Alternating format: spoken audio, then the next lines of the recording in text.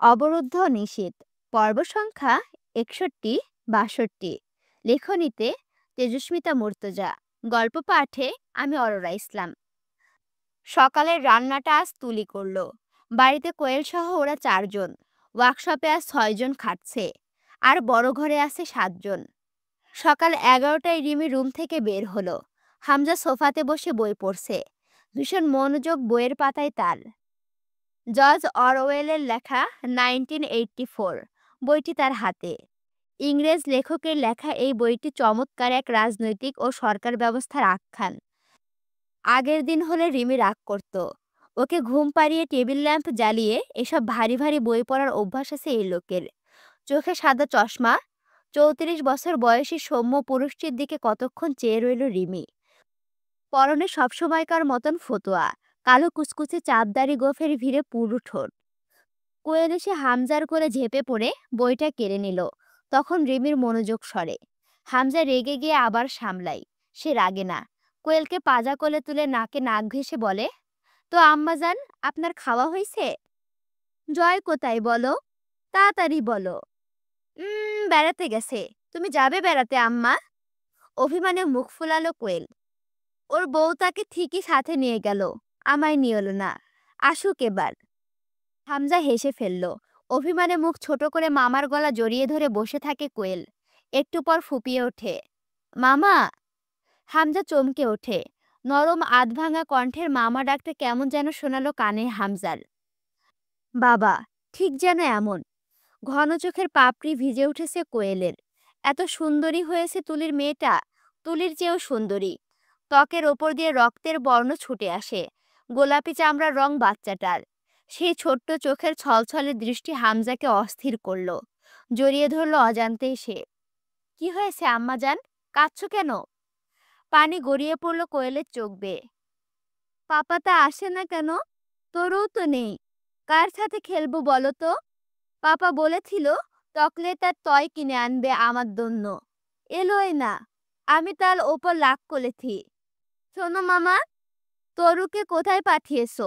আমার খেলার লোক তো কেউ নেই। বই রেখে কোয়েলকে কোলে তুলে বলল, আপনি কি মামার সাথে বেড়াতে যেতে চান আম্মাজান?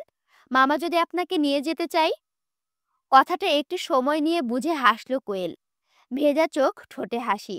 হামজা আলতো হেসে শক্ত করে জড়িয়ে ধরল কোয়েলকে। সে বাচ্চাদের আদর দিতে পারে না, কিভাবে কি করবে তা বুঝেই পায় না। রিমি বিছানা গোছাচ্ছিল। সারা রাত কেঁদেছে। শেষ রাতে যখন হামজা বেরিয়ে গেল ঘর থেকে, তারপর একাধারে কেঁদেছে। হামজা দেখল ভারী মুখখানা রিমির। কিছু বলল না। চুপচাপ মানিব্যাগটা ট্রাউজারের পকেটে পুরে কোয়েলকে নিয়ে বের হলো। রাস্তায় এত মানুষের অভিবাদন, সালাম, সম্মান সবটা মুখে রোবটিক হাসি দিয়ে সামনে নিল। ভেতরে নাম না জানা এক অস্থিরতা। অসহ্য লাগছে বিষয়টা। অপরিচিত যন্ত্রণা এক। ভোর রাতে সে রুম থেকে বেরিয়ে দুজক পানি ভরে নিয়ে সোজা বড় ঘরে গিয়ে উপস্থিত হয়েছিল। মেঝের ওপর ক্লান্ত দেহগুলো ছড়িয়ে ছিটিয়ে পড়ে আছে। ক্লান্ত, অভুক্ত, ক্ষততে ভরা দেহগুলো ঘুমিয়ে আছে ওভাবেই। জেগে আছে ৩ জন। কিসের যেন এক আলোচনা চলছিল। হামজা উপস্থিতিতে চুপ হলো সকলে। জগ দুটো রেখে হামজা বসলো মোড়া টেনে নিয়ে। মুরসালিনকে বলল, পানি খাবে? মুরসালিন জবাব দিল না। চুপচাপ চেয়ে রইল।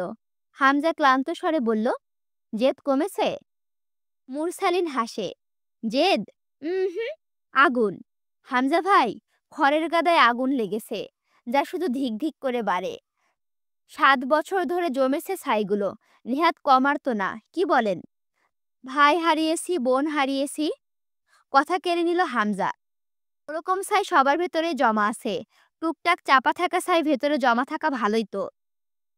এবার দৃশ্যপট আসলো জয়ের দিকে। প্রতিটা গোয়েন্দা সংস্থা, লোকাল থানা, আইনি কার্যালয়, সবখানে, এমনকি রাস্তায় লোক নিযুক্ত করা। পুলিশ কোনোভাবে পলাশের এই বাড়ির দিকে ভিড়লে খবর চলে আসবে। সেই দিন রাতে হামজা এসবিকে সুন্দর একটা তথ্য জানিয়ে রেখেছে কল করে। বলেছে, Palash Asgar the most warrant criminal আইনের হাত থেকে বেঁচে দেশের সীমান্তে অবস্থান করছে। সুযোগ বুঝে ওপারে পাড়ি দেবে। আপনারা সীমান্ত এলাকাগুলোয় কড়া নজরদারিতে রাখুন। আইনি কর্মকর্তাদের ধারণা, তাদের ৩ জন কর্মকর্তাকে খুন করেছে পলাশ আসগরের লোক।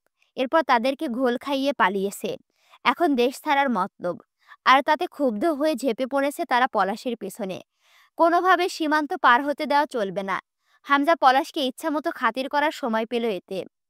সারাদিন রান্নাবান্না করে সকলকে খাইয়ে কাহিল অবস্থা জয়ের। সাদা লুঙ্গির ওপর কোমরে লাল গামছা বাঁধা, সাদা লুঙ্গি নোংরায় জর্জরিত। খাটে বাবুর্চি লাগছিল দেখতে। একটু পরপর গামছায় ঘাম মুছছিল। সকলের খাওয়া হলো, সে তখনও অভুক্ত। প্রতিটা আয়োজনে তার সঙ্গে এটা হয়। এমনও হয় সকলকে পেট পুড়ে খাইয়ে তার জন্য অবশিষ্ট কিছু বাঁচে না। এটা তার রীতি। নিজের পেট ভেসে যাক, মেহমানদের কমতি রাখা যাবে না। দুজনের গোসল খাওয়া কোনোটাই হয়নি। রূপকথা সন্ধ্যার পর জয় ও পরাগকে খাইয়ে দিতে বসল। খাওয়া হলো না শুধু পলাশের। সবে পরাগ 2 লোকমা ও জয় 1 লোকমা খাবার গালে পুড়েছে, তখনই গুলির শব্দ এলো। অর্থাৎ দারোয়ান বসির শেষ। ভাতটুকু না চিবিয়ে বরং থু করে ফেলে দিল জয়। সময় নেই খাওয়ার, সময় নেই খাওয়ার। দৌড়ে ভেতরে গিয়ে পিস্তল ও কুড়ালটা বের করে নিয়ে বাহিরের আঙিনার দিকে চলে গেল। ছেলেরা তখন সিগারেট ফুঁকতে গেছে কোথাও। পরাগ দৌড়ালো জয়ের পেছনে। 6 জন মুখোশধারী আত্মীয়, পলাশী শুভাকাঙ্ক্ষীর এক ঝলক। 6 জন 6 দিকে ছড়িয়ে পড়েছে। জয়ের সঙ্গে প্রথমে যার দেখা হলো, কুড়ালের আঘাতে তার হাত কাঁধ থেকে নেমে গেল। চিৎকারটা মিলিয়ে গেল। এত নির্জন একটা জায়গা, বিশাল এরিয়াটায় গোটাটাই পলাশদের দখলে। ভুলেও কেউ পা দেয় না দূর দূরান্ত অবধি। গাংটা লাশের স্তূপ, তা জানে লোকে। পরাগ পেছনের দিকে গেল। নৌকা বয়ে গাঙের কিনারায় ঘেঁষে উঠে এসেছে তার সামনে 2 জন। বাকি 3 জন তখন বাড়ির ভেতরে ঢুকে পড়ল। জয় দ্রুত ভেতরে ঢুকলো। ওদের টার্গেট পলাশকে মুক্ত করা। এটা বুঝতে জয়ের যতটুকু দেরি লাগলো, ততক্ষণে অন্তুর গলায় ড্যাগার ধরেছে ওরা। অন্তুকে জিজ্ঞেস করে, পলাশ কই? অন্তুর মনে হচ্ছিল এ যেন সিনেমা। বলল, আমি জানি না, আমি এসেছি গতকাল রাতে। আপনারা কি পলাশকে মারতে এসেছেন? একজন অন্তুর গলা টিপে ধরে খেকিয়ে উঠল, বেশি কথা কস, নাটক করবি না, বল পলাশ ভাই কই? অন্তু দেখল ওরা প্রচন্ড উত্তেজিত। যখন তখন ছুরি চালাবে সন্দেহ নেই। বলল, ওপর তলায় আছে। ওপর তলায় 3 নম্বর রুমে, দরজা খোলাই আছে। একটু আগে দেখে এসেছি আমি। অন্তু আদতেও জানে না উপরতলায় 3 নম্বর রুম বলতে কিছু আছে কিনা। সে ওপরতলায় ওঠেইনি আসার পর থেকে। পলাশ মূলত বেসমেন্টে আটক। 2 জন উঠে উপরতলায় যায়। একজন অন্তুকে আটকে রাখলো। রূপকথা আছে উপরতলায়। অন্তু আর চোখে তাকায় একবার। ড্যাগারের চোখা মাথাটা অন্তুর গলার চামড়া ছিঁড়ে ফেলেছে ইতিমধ্যেই। তীব্র জ্বালনি হচ্ছে। অন্তুর মাথা আর কাজ করছিল না। যেহেতু ওরা বাড়ি অবধি চলে এসেছে, অন্তুকে মেরে ফেললেও ওরা ঠিক পলাশকে ছাড়াতে পারবে। তখন জয় ঢুকলো। জয়কে দেখে লোকটা খপাত করে অন্তুর চুলের মুঠো করে ধরলো। ড্যাগার আরো একটু শক্ত করে চাপলো কণ্ঠনালীর ওপর। জয়কে বলল, আর এক পা এগোবি তো। হুম, মেরে ফেল। আত্মসমর্পণের ভঙ্গিতে 2 হাত উঁচু করে ধরলো। বন্দুক থাকলে শুট করে দে ভাই, টপকে দে শালিকে। শালি চরম বেইমান। আমার খায়, আমার পরে, আমার পিছনে বাঁশ নিয়ে দৌড়াই। ও বেঁচে থেকে লস ছাড়া লাভ আমার নাই। খুলি টুলি উড়িয়ে দে একদম। লোকটা এক মুহূর্তের জন্য থমকালো এতে। তা যথেষ্ট। জয় অন্তুর দিকে কেবল একবার তাকালো, এক মুহূর্তের জন্য। এরপর গুলি চালালো, ঠ্যাং বরাবর। লোকটা ব্যথায় ছিটকে ওঠার সময় ছুরির আঘাত লাগলো না। অন্তু জয়ের ট্রিগার লক্ষ্য করে মাথা পিছিয়ে নেয়। জয় এগিয়ে গিয়ে ঝুঁকে পড়ে হাসলো। দুনিয়ায় গাছের চাইতে বিশ্বাসঘাতকের সংখ্যা বেড়ে গেছে রে মনসুর, এটা কি ঠিক? হামজা ভাই তোরে বছরের পর বছর পালছে, পলাশ তোরে কোন তাবিজে কিনছে বাপ? জয় লোকটার মুখ বাঁধা থাকার পরেও কণ্ঠ চিনল।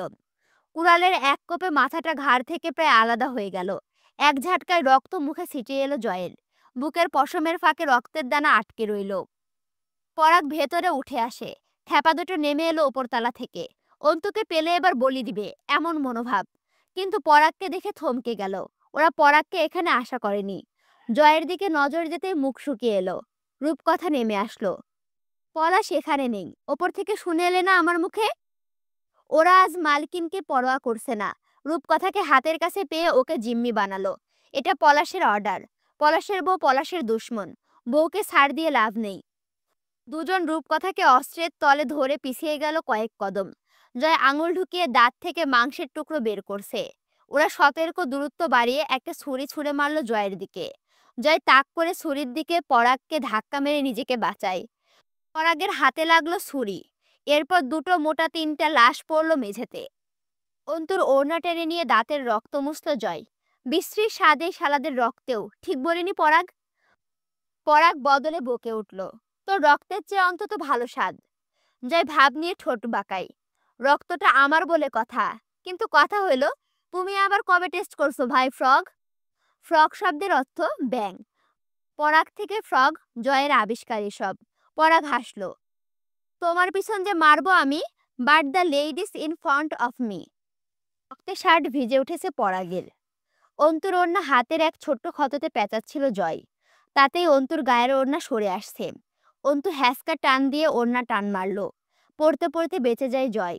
একটা থাপ্পড় তুলল অন্তুর দিকে, আবার মারল না। খানিক আগে অল্প খাবার খেয়ে বমি করেছিল অন্তু, মুখটা শুকনো। অন্তুকে বেসমেন্টের সামনে এনে বলল, একটা মজার জিনিস দেখাই চলো। তারপর বাড়ি কেন, জাহান্নামে যেতে চাইলেও দুজন একসাথে পাড়ি দেব সেই পথে। আফটার অল তুমি আমার ঘরের শালি।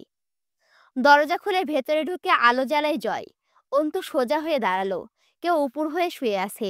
মেঝেতে ছোপ ছোপ রক্তের শুকনো দাগ, পায়ে তার শিকলের বেরি। জয় এগিয়ে গিয়ে লাথি মেরে দেহটা উল্টে চিৎ করলো। অন্তুর শরীরটা ঝাঁকুনি দিয়ে উঠল শিউরে উঠে। পলাশের ছেঁড়াফাড়া দেহ, স্যাঁচড়ার মতো হাসলো পলাশ, প্যাচপ্যাচে হাসি। চোখ দুটো জল করছে। সরু নাকের পাটার নিচে শুকনো রক্ত। হাত তুলে যখন অন্তুকে ইশারা করলো, অন্তুর গাটা ঘিনঘিনিয়ে উঠল। ওর পুরো হাত থেতলে গেছে, আধমরা হাল। এতটা বেহাল অবস্থায় কেউ জীবিত থাকতে পারে? শরীরে থকথকে ঘাগুলো থেকে কষানি ও পুষ ঝরছে, কোথাও কোথাও জমে আছে। জীবন্ত মাংসে পোকা হলে যেমন গলে গলে পড়ে, কষানি জমে ক্ষতগুলো সেই রকম দেখাচ্ছে। অন্তু নিজের অজান্তে দুকদম পিছিয়ে গেল। আব্বুর সেই চেহারাটা মনে পড়ল। ছেঁড়া শার্ট, থেতলে যাওয়া মুখ, কানের কাছে সিগারেটের আগুন পোড়া, শরীরে রক্ত জমাট বেঁধে কালশিটে পড়া অসংখ্য ক্ষত। অন্তু চোখ বোঝে। কি আশ্চর্য, অন্তুর শরীরটা কাঁপছে, চোখ ভরে আসছে। আব্বুর কানে যখন সিগারেটের আগুন চেপে ধরা হয়েছিল, পুড়েছিল জায়গাটা, আব্বু কি চিৎকার করেছিল ব্যথায়? চোখ খোলে অন্তু। সেই তো কতদিন আগের ব্যথা। আব্বু নেই। এর মাঝে অন্তুর সাথে কত কি হয়েছে, কত সহনশীলতা এসেছে অন্তুর মাঝে, তবু কেন সইছে না? তরু, ব্লেডে ছিন্ন ভিন্ন শরীর, দুপায়ের মাঝ দিয়ে গড়িয়ে মেঝে ভেজানো পাজা ধরা রক্তের স্রোত, নগ্ন শরীর, মুমতাহিনার খুবলে খাওয়া অর্ধপচা নষ্ট শরীর। জয় আরাম করে একটা চুরুট ধরিয়ে ধোয়া ছাড়ল, মুখে রক্ত ল্যাপটানো। কবির পলাশকে তুলে চেয়ারে বসিয়ে বাঁধে। বেশ শক্তিশালী লাগছিল তখন পলাশকে। হাসছে, দুর্বল চিত্তে অমন বিশ্রী হাসি অদ্ভুত দেখায়। অন্তু তাকায় জয়ের দিকে। জয় স্থির চোখে ইশারা করে পলাশের দিকে এগিয়ে যেতে বলে। তাতে কিসের যেন প্রশ্রয়, বহুদিনের পরিকল্পনা বোধহয়। অন্তুর জন্য এক উপহার নাকি? ঠিক যেমন বাচ্চার জন্মদিনে অভিভাবক দিয়ে থাকে, জয় সেভাবে ইশারা করলো উপহারের বক্সের দিকে। অন্তু বিক্ষিপ্ত ভারী শ্বাস ফেলে, নাক শিউরে ওঠে তার, গলার ভেতরে দলা পাকায়। অন্তু এগিয়ে যাওয়ার সময় জয় এক হাতে সিগারেট ঠোঁটের ভাঁজে ধরে অন্য হাত দিয়ে অন্তুকে সেই কুড়ালটা এগিয়ে দিয়ে বলল, জানটা আমার জন্য রেখো। অন্তু এগিয়ে গিয়ে পিছিয়ে এলো। শরীর কাঁপছে তার, হাতে বল নেই। তার হাত এখনো বুঝি মানুষ খুন করার মতো অথবা পৈশাচিক যন্ত্রণা দেওয়ার মতো শক্ত হয়নি। অন্তু হতাশ হয়, তার হাতে এখনো নমনীয়তা অবশিষ্ট। ঘৃণায় মুখ ফিরিয়ে পিছিয়ে এসে জয়ের হাতে কুড়াল ফিরিয়ে দেয়। জয় হাসল, সে জানতো এমনটাই হবে, নয়তো কেউ কুড়াল হাতে তুলে দিয়ে শিকারের যান রক্ষার আশা করতে পারে? শেষ এক টান দিয়ে গোটা অর্ধেক চুরুটটাই ফেলে দিল। চোখে মুখে লেগে থাকা রক্ত তখন জমাট ধরেছে। কবির একটা বক্স নিয়ে এলো, তাতে হাতুড়, বাটাল, ছেনি, রেঞ্জ, স্ক্রুড্রাইভার ইত্যাদি সব যন্ত্র মজুদ। পলাশের দুই হাতে পেরেকের আঘাতের জায়গাগুলো পচে গলে পড়ার মতো থকথকে। হাত দুটো যেন আগুনের আঁচে বেশ যত্ন করে ঝলসানো হয়েছে, অবর্ণীয় সাজা। সেই হাত দুটোকে জয় ইস্পাতের বিমের ওপরে রাখে। মানুষের হাতের প্রতিটা আঙুলে তিনটা করে হাড়ের সন্ধি থাকে। জয়ের লোহা পেটানো হাত, হাতুড়ি দিয়ে লোহা পিটিয়ে সোজা করার মতো পিটিয়ে পিটিয়ে পলাশের হাতের এক একটা গিরা ছুটালো। কি যে আর্তনাদার চিৎকার সেসব! রূপকথা ছুটে এলো, দরজার কাছে দাঁড়ালো। ওকে দেখে পলাশ কয়েক মুহূর্তের জন্য চুপ হয়ে যায়। জয় যখন আরেকটা আঙুলের সন্ধিতে আঘাত হানে, আবার সেই চিৎকার। রূপকথা এবার চলে গেল। একবার পেছন ফিরে তাকালো, আবার চলে গেল। পলাশ তাকিয়ে দেখল তা। দু হাতে ৩০টা অস্থি সন্ধি, তালুর সাথেকার আঙুলের সন্ধি, শেষ অবধি কবজি সন্ধিটা। খুব যত্ন করে সেগুলো ভাঙল জয়। হাত দুটো লুলা হলো পলাশের, শুধু চামড়ার সাথে ঝুলে রইল। কোথাও কোথাও ফেটে রক্ত বেরিয়ে এলো। জয়ের হাত থেকে গেল সেই নতুন তরল রক্তে। জয়ের মনে হলো এই রক্তটুকু বোধহয় তরুর রক্তের ওপর পড়লে তরুর রক্তের স্রোত নামতো, ধুয়ে যেত সবটা। পলাশের চিৎকারে কবির হাতে কান চাপে।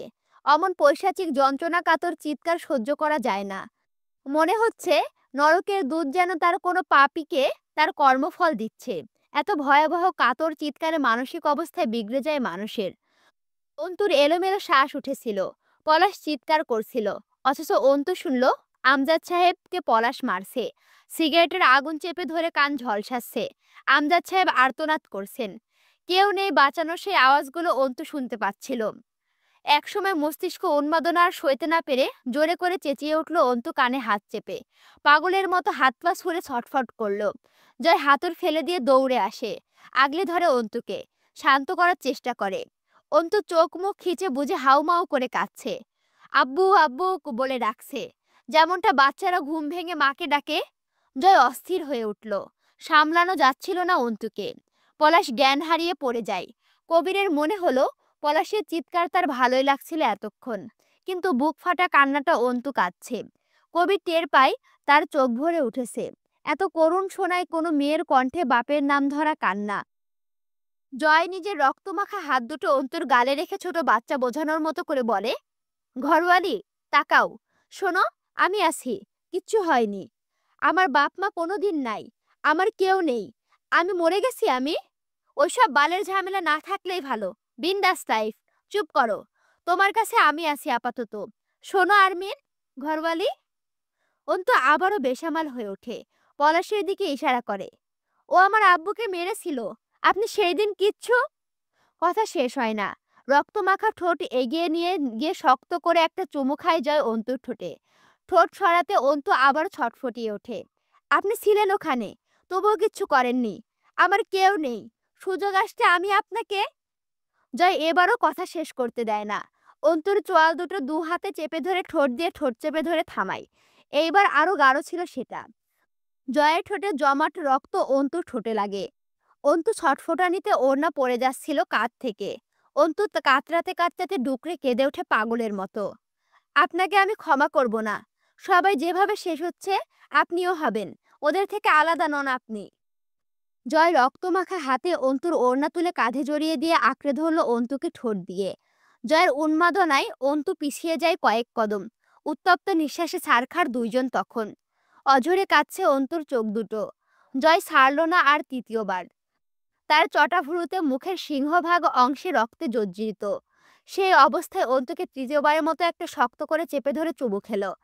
অন্তুর দেহটা আড়াল হয়ে গেল জয়ের শরীরের বাঁধনে। চোখ দুটো খিচে বুজে রইল। পানি খাওয়ার মতো অন্তুর দুঃখটুকু শোষণ করল জয়। টপ টপ করে পানিগুলো অন্তুর গাল বেয়ে পড়ছিল। জয় তার তোয়াক্কা না করে গিলল সবটা। বারবার দুগালে হাত বুলায় জয়। অন্তু থামছে না। কান্নার তোর বাঁধ ভাঙা, উপচে পড়া বিক্ষিপ্ত স্রোতের মতো। সে উন্মাদ স্রোতের বাহ্যিক কঠিন আর অভ্যন্তরীণ দুর্বোধ্য এক বাত তখন জয় আমির।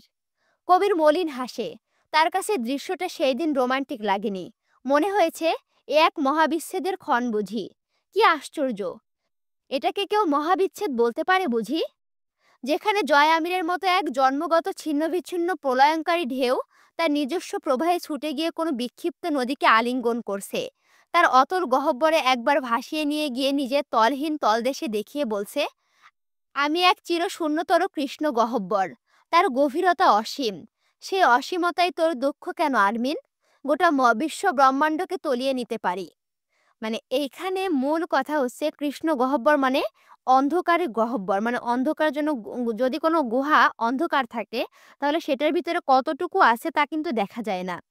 মানে জয় নিজেকে তার সাথে তুলনা করছে, আমি মানে সারাকালই সে শূন্যতর কৃষ্ণ গহ্বর, তার গভীরতা অসীম, তার কোনো সীমা নাই। সে অসীমতায় তোর দুঃখ কেন আরমিন? মানে আমি যে জায়গায় এত অসীম সে জায়গায় তোমার কেন দুঃখ আরমিন, সেটা বোঝাচ্ছে। গোটা বিশ্ব ব্রহ্মাণ্ডকে তলিয়ে নিতে পারি আমি। মানে দুনিয়াতে যত দুঃখ থাকুক, যত কষ্ট থাকুক সব আমি আমার ভিতরে তলিয়ে নিতে পারি। মানে জয় আমির এটা বুঝাইলো। অন্তু সেই দিন একসময় এলোমেলো হয়েছিল।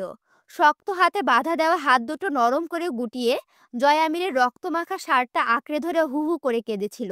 বলেছিল, আমি আপনাকে কোনোদিন ক্ষমা করব না জয় আমির।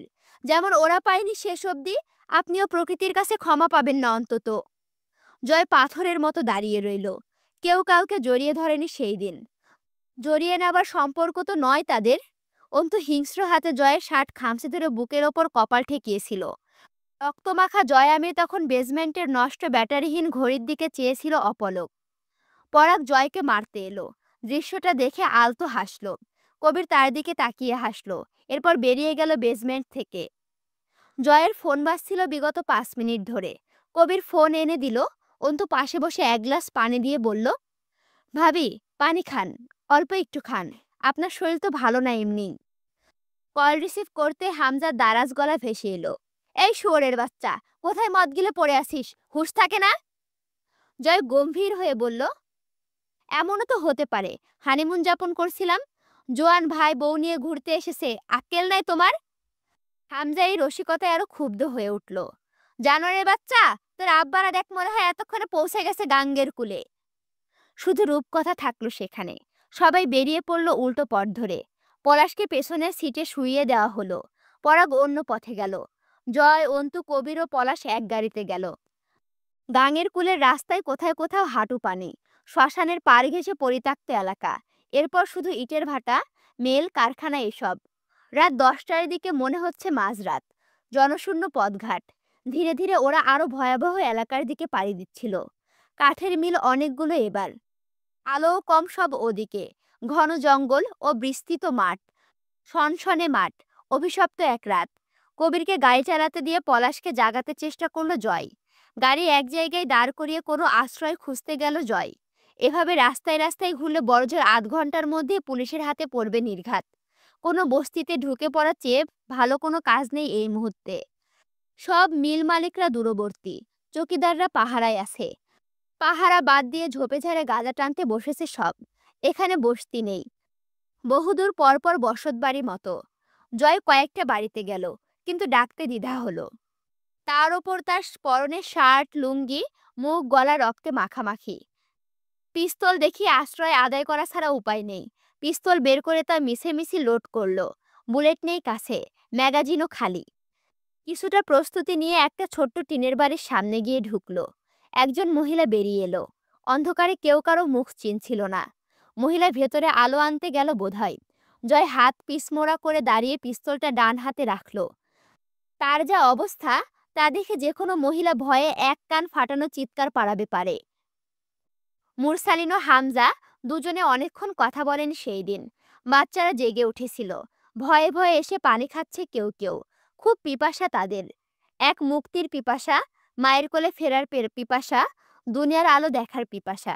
এত পিপাসা থাকা ঠিক না, তবু ওরা পিপাসার্ত। হামজা বলল, দলের বহুত লোক জিম্মি তোমাদের কাছে, তাদের হদিশ দাও। মুরসালিন চুপ। হামজা নিজেকে দমন করলো। যথাসম্ভব শান্ত স্বরে বলল, একই কথা বলতে বলতে আমি ক্লান্ত হয়ে যাচ্ছি, তুমি হচ্ছ না শুনে শুনে। ফজরের আজান পড়ছে, নামাজ পড়ব। ওদের হাত পা বাঁধা নয়, কিন্তু সবাই আঘাতপ্রাপ্ত, ক্ষত বিক্ষত। না হলেও ওই অবরুদ্ধি কুঠরি ছেড়ে বেরোবার উপায় নেই। অজু করে মুরসালিন ইমামতিতে এক বদ্ধ দেওয়ালের বেষ্টনীতে ফজরের নামাজ আদায় করলো সকলে। নামাজ শেষে অনেকক্ষণ মোনাজাতে হাত তুলে বসে রইল মুরসালিন। ওকে বোঝা যায় না। গায়ের পাঞ্জাবি বা জুব্বা চড়ায় না। পরে জিন্স প্যান্ট, গালে সুন্নতি দাড়ি নেই। নেই কোনো ইসলামী লেবাস। দেখতে উঁচু লম্বা আর্মিদের মতো। শুধু নামাজটা পড়ে। কথাবার্তা স্পষ্ট। বংশ পরম্পরায় একটু ধর্মীয় আচার পেয়েছে বোধহয়, অথবা অন্য কিছু। জাতীয়তাবাদী দলের নেতাকর্মী আর জামাত একই জলীয় দ্রবণের মিশ্রণ তো। সেই রাতে মহিলা যখন হারিকেন নিয়ে এসে দাঁড়ালো, জয় দ্রুত সতর্ক করলো, চিৎকার করবেন না, আমি সাহায্য চাইতে এসেছি। এরপর দুজন চুপ। অবাক হয়ে দেখলো দুজন দুজনকে। লতিফের স্ত্রী আসমা। মহিলা আতঙ্কে জড়িয়ে গেল। জয় ওদেরকে দেশের শেষ সীমান্তে চলে যেতে বলেছিল, নয়তো দেখা হলে মেরেই ফেলবে। ওরা জয়ের থেকে আত্মগোপন করেছে, কিন্তু জেলা ছাড়েনি। আজ কি খোঁজ পেয়ে জয় এসেছে? জয় হাসল। কথা রাখেননি ভাবি, ভেরি ব্যাড। আসমা কথা বলতে পারে না। জয় বলল, দরজা খোলা রাখুন। সে গাড়িটাকে নিয়ে এসে টিনের ফটক খুলে উঠানে ঢুকিয়ে রাখলো। উঠানটা ছোট্ট। লতিফ ঘামছে, এখনো ক্রসে ভর করে ঠিকমতো হাঁটতে পারে না। সমস্ত সম্পত্তির প্রায়টাই পায়ের চিকিৎসায় খরচা হয়ে গেছে। কবির ও জয় মিলে পলাশকে নামিয়ে বারান্দায় রাখলো। মাটির ঘর, কাঠখড়ির বেড়া, পাশে টিনের কাঠের মিল। জয় জিজ্ঞেস করলো, লতিফ ভাই, উড মিল কি আপনার নাকি? লতিফের শরীর কাঁপছে। সে কোনো মতো ঘাড় নাড়ল। জয় বলল, আপনার একটা ক্ষমার পথ আছে, মানে আমি কাউকে ফার্স্ট টাইম সেকেন্ড চান্স দেব। আসমা পলাশের অবস্থা দেখে বমি করে ফেলল। এত বিদঘুটে জীবন্ত লাশ সে দেখেনি আগে। দ্রুত ঘরে চলে গেল, সঙ্গে অন্তুকে নিয়ে গেল টেনে। জয় আমিরের স্ত্রী বলে কথা। জয় বাড়ির সমস্ত আলো নিভিয়ে একদম স্বাভাবিক ও নীরব থাকার আদেশ দিল সবাইকে। আপাতত আগামী ৩-৪ ঘন্টা চুপ থাকতে হবে। পুলিশ রাস্তা দিয়ে যেতে পারে, কিন্তু এই বিরান জায়গায় অথবা কোনো বস্তিতে সার্চ করে দেখবে না, প্রশ্নই ওঠে না। আসমা কিচ্ছু শুনল না। সকলের জন্য রান্না করতে গেল। অন্তু গিয়ে বসল তার পাশে। বিভিন্ন কথাবার্তা হচ্ছিল। রান্নাঘরটা ভেতরে। অন্তু সাহায্য করছিল। তার আসমাকে ভালো লাগছে। আসমারও তাকে চরম পছন্দ হয়েছে। অন্তুর ভেতরে শঙ্কা কাটছিল না, তবুও সে স্বাভাবিক থাকতে চাইল। আজকাল এইসব আর গায়ে লাগে না। জয় রাত ২:৩০টার দিকে গোসল করে লতিফের একটা লুঙ্গি পরল। কবির রাস্তার পাশে পেশাব করার ভঙ্গি করে আশপাশ দেখে এলো। কোনো অস্বাভাবিকতা নেই। জয়ের উপস্থিত বুদ্ধিতে তার বুক গর্বে ফুলে উঠল, কারণ সে জয়ের মতো চতুর লোকের বিশ্বাসভাজন লোক। পুলিশ কল্পনাও করতে পারবে না এরা এত কাছে এমন এক বাড়িতে উঠে আরাম করছে। পুলিশ হোক বা সাধারণ লোক, সবসময় এইসব ক্ষেত্রে দূরবর্তী চিন্তা করে। লতিফের মেয়ে জেগে উঠে জয়কে চিনতে সময় নিল। সে হাসপাতালে সেই ক্ষণ ভোলেনি। জয়কে বলল, এই, তুমি আমাকে একটা মজার খেলা দেখাতে চাইছিলে না, এখন দেখাও। জয় বলল, তোমার আব্বু বোধহয় সেই খেলাটা পছন্দ করবে না আম্মা। কেন করবে না? আব্বু আমাকে খেলতে দেয়, কিচ্ছু বলে না। দেখাও। জয় লতিফকে বলল, ভাই, মেয়ে পিস্তলের খেলা দেখতে চাই। বাপ হিসেবে প্রাণটা উৎসর্গ করতেই পারেন। বাচ্চা মানুষের আবদার ফেলা ঠিক না। তারপরে মনে পড়ল তার কাছে এক্সট্রা বুলেট নেই, ম্যাগাজিন খালি। কিন্তু এই দুর্বলতা তো প্রকাশ করা যাবে না। পিস্তল হতে পারে মানুষের সবচেয়ে বিশ্বস্ত ও কার্যকরী সঙ্গী, হোক তার ভেতরে ফাঁপা, দেখলেই লোক ডরায়। রাত ৩:৩০টার পর পলাশকে কাঠের মিলে নেওয়া হলো। পলাশের শ্বাস পড়ছে ধীরে ধীরে। লতিফ ঠক ঠক করে কাঁপছে। তার চোখে মুখে নিদারুণ আতঙ্ক। জয় যা করতে চাইছে তা সুস্থ মানুষ দেখতে পারে না। সেই দিন শেষ রাতের দিকে লতিফের কাঠের মিল উড কাটিং সারফেস মেশিন চালু করা হলো, যা দিয়ে শত শত বছরের হাতির মতো মোটা মোটা গাছ এক নিমিষেই ফালা ফালা করে ফেলা যায়। পলাশকে সেই মেশিনের ওপর শোয়ানো হলো, হাত পা বাঁধা। জয় অপেক্ষা করলো ওর চোখে মুখে মৃত্যুর করুণ সেই অসহায় ভয়টা ফুটে ওঠার। পলাশ তো পাগল, তবুও বোধহয় মৃত্যুর বিষয়টা এমন, যাকে তাকে গ্রাস করে তার অন্ধকার গর্ভে। পলাশের চোখে সেই কাতরানি জয়কে খুব শান্তি দিচ্ছিল। পলাশের দেহটা আস্তে আস্তে এগিয়ে যাচ্ছিল চলন্ত ব্লেডের দিকে। চিঁ চিঁ শব্দ হচ্ছে। কবির ও লতিফ বেরিয়ে গেল। সারা মেঝেতে ত্রিপল বিছিয়ে দেওয়া হয়েছে। রক্ত আটকে থাকতে পারে এমন সব যন্ত্র সরিয়ে নেওয়া হলো। পলাশ সেই চলন্ত উটকাটার ব্লেডের দিকে চেয়ে দেখল। সাথে সাথে চোখটা বন্ধ করলো। হাত দুটো থ্যাতলানো কিমা, হাড়ের সন্ধি নেই, ঝুলছে। সে যন্ত্রণা ভুলে গেল সে। তার বাঁচতে ইচ্ছে করছে না, তবে অদ্ভুত এক ভয় গ্রাস করেছে।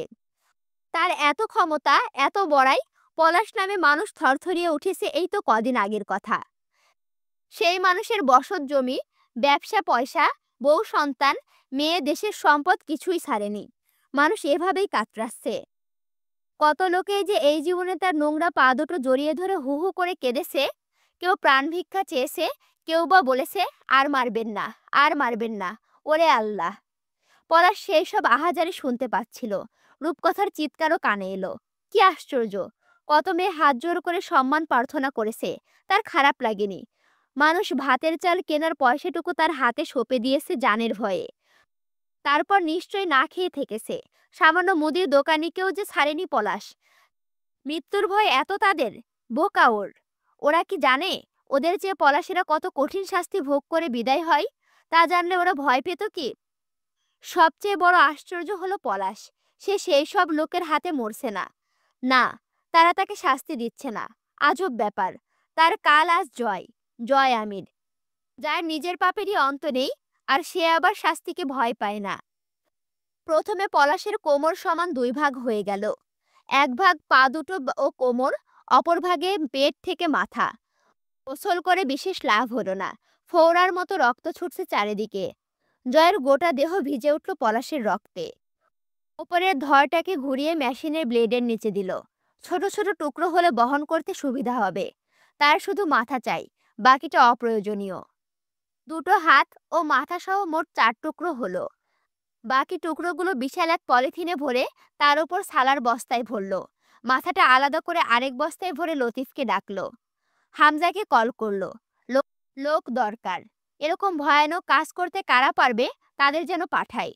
চর্বি, রক্ত, মাংসের টুকরো, শরীরের কত রকমের কি রক্তের সাথে মিশে মেশিনে পড়ে আছে। মেশিনটা খুলে ফেলে দিতে হবে। ত্রিপল উঠিয়ে ফেললো। গোটা ঘর পরিষ্কার। ত্রিপলটা ভাটার পুকুরে ধুয়ে আনলো কবির। অন্ধকার থাকতে থাকতে সব করলে ভালো। তা বোধহয় হবে না। হামজা এখন লোক পাঠাবে না, সেটা ঝুঁকিপূর্ণ। পরদিন সকালে নিজেই বেরিয়ে গিয়ে কোথা থেকে যেন বড় বড় ইলিশ কিনে আনলো জয়। ইলিশ মাছে তার জন্মের দুর্বলতা। লেজ ভর্তা, ইলিশ মাছ ভাজা, সেটাকে জ্বালিয়ে খাওয়া অথবা যে কোনো পদে তার না নেই। ইলিশ মাছ খেতে তার নিজেকে খাঁটি বাঙালি মনে হয়। খাওয়া দাওয়া করে অন্তু কবিরকে নিয়ে বেরিয়ে পড়ল জয়। বাকিটা হামজা সামলাবে। কবিরকে দিয়ে একটা ভালো অ্যামাউন্ট লতিফকে দিলেই সে খুশি। রাজনীতি ছেড়েছে দায়ে পড়ে, ভেতরে সেই ছোট লোকই তো যায়নি। গাড়ি উল্টো দিক দিয়ে ঘুরিয়ে দ্রুত পৌঁছানোর ব্যবস্থা করলো। যখন তখন পুলিশ বাড়িতে হানা দেবে তাদের। সন্দেহর তালিকায় সবচেয়ে আগে হামজা পটোয়ারি ও জয় আমিরের নাম থাকবে, স্বাভাবিক। বাড়িতে এসে না পেলে আইনের লোক দুয়ে দুয়ে 4 মিলিয়ে নেবে। ড্রাইভিং করতে করতে জয় গান ধরলো। আমি যত চাই আমার মন রে বোঝাইতে, মন আমার চাই রঙের ঘোড়ায় দৌড়াতে। ও পাগল মন, মন রে, মন কেন এত কথা বলে। লতিফের লুঙ্গি প্রিন্টের, তার বিরক্ত লাগছিল। লুঙ্গি হবে সাদা, এসব প্রিন্ট হবে কেন? আস্টারিতে বসে রূপকথার ভীষণ গরম লাগছিল। মাথার ওপর স্পটলাইট জ্বলছে, তাতে অস্বস্তি বাড়ছিল। খানিক বাদে দুজন কর্মকর্তা এলো, পানির গ্লাস এগিয়ে দিল। রূপকথার পিপাসা নেই, সে কক্ষের চেয়ার টেবিলের মতো নির্লিপ্ত। অফিসার জহিরুল আলমগীর জিজ্ঞেস করলেন, আপনার স্বামী এখন কোথায়? আমি জানি না। খুব কমন একটা জবাব। কান পচন ধরেছে এই শব্দ দুটো শুনে শুনে। নতুন কিছু বলুন। রূপকথা বলল, আমি জানি না। কথাটাকে নতুন করে কিভাবে আর বলা যায় সেটা জানা নেই আমার। জানা থাকলে আপাতত মাথায় আসছে না। খুব পেরেশানির মধ্যে আছেন? জি না, পেরেশানি কি, ভালোই তো লাগছে। ভালোই লাগছে? লাগছে। লাগবে না বেশিক্ষণ, আর কিছুক্ষণ। জানি না, বলতে থাকলে খারাপ লাগার কাছে নিয়ে যাব। রূপকথা চুপচাপ। জহিরুল বলল, পানিটা খেয়ে নিন, ভালো লাগবে। আমার খারাপ লাগছে না। কিছুক্ষণ ভুরু উঁচিয়ে তাকিয়ে রইল জহুরুল। খানিক বাদে কক্ষে আরো কয়েকজন কর্মকর্তা এলেন, সাথে একজন মহিলা কনস্টেবলও। রূপকথার নির্বিকার দুর্বোধ্য মুখখানাও সুন্দর। শাড়ির আঁচলটা চেয়ার ছেড়ে মেঝেতে লুটোপুটি খাচ্ছে। আমাদের কাছে খবর আছে, কুখ্যাত সন্ত্রাসী পলাশ আসগর নিজের তৃতীয় আবাসে আমাদের দুটো অফিসারকে খুন করে পালিয়েছে। এরপর গাঙের পাড়ের বাড়িতে গিয়ে উঠেছিল, আর সেখানে আপনি আগে থেকেই ছিলেন। জি, খবরটা ঠিক। আর আপনি বলছেন আপনি জানেন না? আমরা কি বোকামির ফাউ খুলে বসে আছি? ভালো কথায় আপনারা জীবনেও মুখ খোলেন না, তখন কেলানি দিতে হয়। আর লোকে বদনাম করে ডিপার্টমেন্টের। আপনি ওখানে উপস্থিত ছিলেন আর আপনি জানেন না? হ্যাঁ, যতক্ষণ সে ওই বাড়িতে ছিল ততক্ষণ জানতাম। এরপর ও বাড়ি থেকে যখন পালালো তখন তা আমাকে বলে যায়নি, সঙ্গে নিয়েও যায়নি।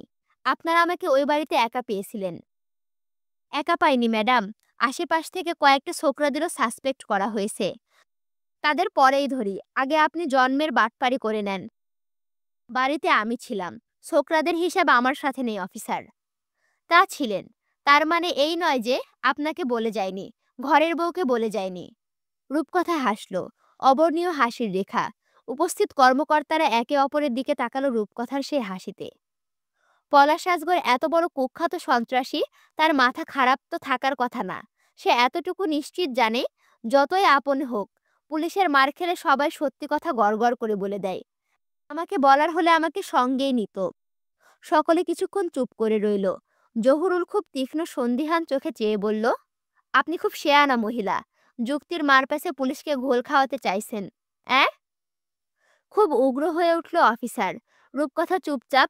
জহিরুল ছোট দুটো অফিসারকে আদেশ করল, রিমুভ হার টু রিমান্ড। রূপকথা নির্দ্বিধায় চুপচাপ সাথে চলল। তার চলনে উদ্বেগ নেই, ভয় নেই, চিন্তা নেই, মুখে কঠোর নির্লিপ্ততা। চোখ দুটো ভীষণ জ্বলছে। জীবনের গরমিলের হিসেবগুলো সামনে আসছে। মাথাটা ফাঁকা ফাঁকা। রূপ? রূপকথা তাকালো, একটা দীর্ঘশ্বাস ফেলল। পরাগ হাসল সামান্য। ভালো আছিস? পরাগের হাতে ব্যান্ডেজের ওপর হাত করা পরানো হয়েছে। রূপকথাও হাসল। ভালোই তো। দুজনকে দুই দিকে নিয়ে চলে গেল কর্মকর্তারা। পরাগ একবার পেছন ফিরে রূপকথার নিঃশব্দ চলন দেখল। শাড়ির আঁচল মেঝের ওপর ছেঁচড়ে যাচ্ছে। ধীর পায়ে হাঁটি হাঁটি এগিয়ে যাচ্ছে রূপকথা। সে রাজন আজগরকে কত নিষেধ করেছিল রূপকে পলাশের ঘরে বিয়ে না দিতে। জয়দের আসনের এমপি সাহেবের ভাগ্নি বাপ্পি মণ্ডল, বিরাট নেতা। সে এলো বড় ঘরে। হামজা বিরক্ত হয়ে গেছে। হামজার বিরক্তির মানে আস্তে করে খালাস করে দেওয়া। কখন জানি মেরে টেরে ফেলে, কিন্তু হুট করে মেরে ফেললে স্বীকারোক্তি কে দেবে? হামজা জিজ্ঞেস করে, তুমি হেফাজতে ইসলামীর সমর্থক মুরসালিন? আমি কিছুতেই খাঁটি নই ভাই। আমি শুধু আপনাদের সমর্থক নই, আর এটা একটা খাঁটি। হামজা হাসল। 2013 এর সেই রাজধানী আন্দোলনে ছিলে না তুমি? আমি ছিলাম না, মুস্তাকিন ভাই ছিল। জানেন তো, মুস্তাকিন ভাই হাফেজ কোরআন আর ইসলামী বিশ্ববিদ্যালয়ের ছাত্র ছিল। আমি তো বেদুইন, আমি ওসব আন্দোলনে থাকবো কেন? আজ যা করছো সেটা কি? ও, এই বাচ্চাদের জন্য? কি করছি? অনেক কিছুই তো করছো, ক্লান্ত স্বরে বলল হামজা। করলেও সেটা ওরা কোয়ামি মাদ্রাসার ছাত্র অথবা জামায়াতের অন্তর্ভুক্ত বলে নয়। ওদের জায়গায় যে কোনো বাচ্চারা থাকলেও আমার ব্যবহারে পরিবর্তন হতো না। তাছাড়া ওরা কোনো দলের সাথে সংযুক্ত নয়, অন্তত এই বয়সে। কেউ সাবালক নয় এখানকার। আপনারা জুলুম করছেন। কি করছি? মুরসালিন চুপ রইল। বাপ্পি মুখ খুলল। জুলুম এখনো করিনি মুরসালিন, করব। বিরোধী দলের অ্যাক্টিভ নেতাকর্মী তুমি। তাতে কি? রাজনীতিতে কি বিরোধী দল থাকবে না? নাকি আপনারা একচ্ছত্র অধিপত্য চান? না, তা চাই না। তাহলে তো হলোই। তোমরা জঙ্গিবাদের সাথে হাত মিলাইছো। সেই তো আপনারাও কত দলের সাথে মহাজোট করে ক্ষমতায় এসেছেন, আর এবার নির্বাচন ছাড়াই। এটাকে কিভাবে দেখেন? বাপ্পির মুখ লাল হয়ে উঠল। কষে এক ঘুষি মারল মুরসালিনের মুখে। ফাটা ঠোঁটে শুকনো ক্ষত তাজা হয়ে রক্ত বেরিয়ে এলো। মুরসালিন আলতো হাসে। সত্যি কথা নিতে পারেন না, এটা আপনাদের দলের সবচেয়ে বড় সংক্রামক ব্যাধি। সত্যি কথা কইতে গেলেই কারাবাস, খুন, গুম, মিথ্যা মামলায় ক্ষমতাচ্যুত। খারাপ লাগে আপনাদের অবস্থা দেখলে। আর কে ঠেকায়? বৃষ্টির মতো মার পড়ল মুরসালিনের গালে। তখন মুরসালিনের হাত পা বাঁধা, রক্তার্ত হয়ে উঠল গোটা মুখটা। দাঁত নড়ে গিয়ে মাড়ি থেকে রক্ত পড়ছে। হামজা থামালো। পাগলামি করিস না বাপ্পি, কিছুই হবে না এতে। বড়জোর জ্ঞান হারাবে, সময় নষ্ট হবে। কথা বলতে থাক। বাপ্পি বকে উঠল, খানকি মাগির চ্যাংড়া, তোমরা মরস নাই কেন আমাগরে? আমাদের ছেলেরা তোদের হাতে জখম হয়, খুন হয়। শৌরের বাচ্চা, সেসব হিসেব রাখো না মাগির পুত। মুরসালিন রক্তাক্ত মুখে চমৎকার হাসে। দেখতে অদ্ভুত লাগে। বলে, এক পীর আর তার মুরিদ একবার ডালিম খাচ্ছিল। দেখা গেল মুরিদের সামনে ডালিমের অনেক বীজ জড়ো হয়েছে। পীর ঠাট্টা করে বলল, হে বৎস, এত ক্ষুধা তোমার? এতটা ডালিম খেয়েছো? মুরিদ তাকিয়ে দেখল তার পীরের সামনে কোনো বীজ পড়ে নেই। মুরিদ হেসে বলল, হুজুর, আমি ডালিম খেয়ে তাও বীজ রেখেছি। আপনি তো বীজও ফেলেন নিজে, গুনে দেখা যাবে কতটা ডালিম খেলেন। ক্ষুধা কি হুজুর আমার বেশি? মুরসালিন হাসল। আপনি কি বুঝতে পারছেন আমার কথা? আমাদের ছেলেরা যখন অত্যাচারিত হয়ে মরে আপনাদের হাতে, তখন ওদের মরাদেহটুকুর হদিশ পাওয়া যায় না যে গুনে দেখব কতগুলো মরল। অথবা তা দেখিয়ে আইনের কাছে বিচার চাইব বা মানুষের কাছে সিম্প্যাথি। কিন্তু আমরা মারলে তার একেকটা খামসিও দেশবাসীকে দেখে সমর্থন কমাচ্ছেন। কথা শেষ না করে মুরসালিন হাসল। যে যাই বলো, আজকের গল্পে জয়ের খ্যাপা রূপটা দেখে কিন্তু আমার সেই লাগছে। তোমাদের অনেকের কাছে হয়তো ভয় লাগতে পারে কিংবা কেমন অনুভূতি আমি বুঝতে পারছি না। তবে জয়ের এই খ্যাপা রূপটা আমার কাছে অসাধারণ লাগছে, অস্থির লাগছে। মানে প্রেমে পড়ার মতো একটা লুক, সেই লেভেলের। একটা মানুষ যে একটা মানুষকে কিভাবে কতটা যন্ত্রণা দিয়ে ক্ষতবিক্ষত করতে পারে, তা এই পার্টটা শুনলে বোঝা যায়। যাই হোক, তোমরা তোমাদের মতামত জানাও। আমি তো আমার মতামত ভিডিওর মধ্যেই জানাই দিলাম। তোমরা তোমাদের মতামত কমেন্ট করে জানাও। আর লাইক, কমেন্ট, শেয়ার করে পাশে থাকো। এখনো যদি আমার চ্যানেলটি সাবস্ক্রাইব করে না থাকো, অবশ্যই সাবস্ক্রাইব করে পাশে থাকো। আল্লাহ হাফেজ।